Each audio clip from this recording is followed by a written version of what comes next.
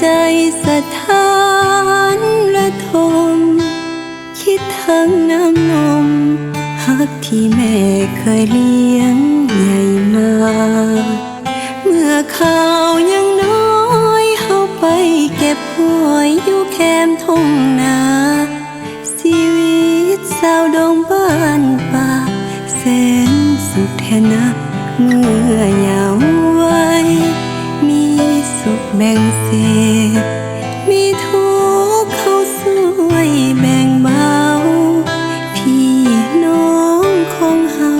เคยกินข้าวห่วมเศร้าแลงมาอาจมีบาปหนาหรือฟ้ากันแกล้งฟ้าบ่เห็นใจบันดาลให้ข้าได้ไกลสุดอาลัยจากบ้านเคยนอน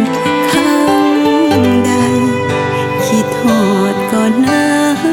ำตานองหัวใจเศร้ามองอาลัยอาวรณ์หลับตาก็ฝันว่าเฮานั้นได้กลับคืนคนเห็นภาพเรื่องราวคราวก่อน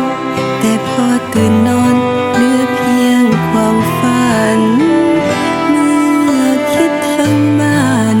หัวใจอ่อนไหวสั่นคิดอยากหวนคืนหาแผ่นดินเขตแคว้นถิ่นฐานบ่ลืมดอกนาเที่ยงนาหลังน้อยคอยอยู่สำลานยังควรคันหนึ่งทุกวันบ่ลืมบ้าน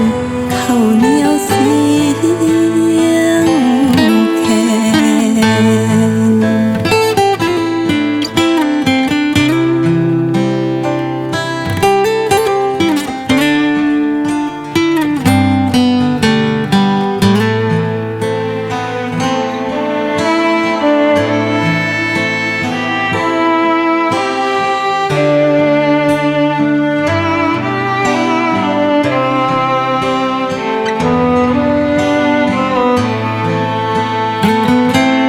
ครั้งใด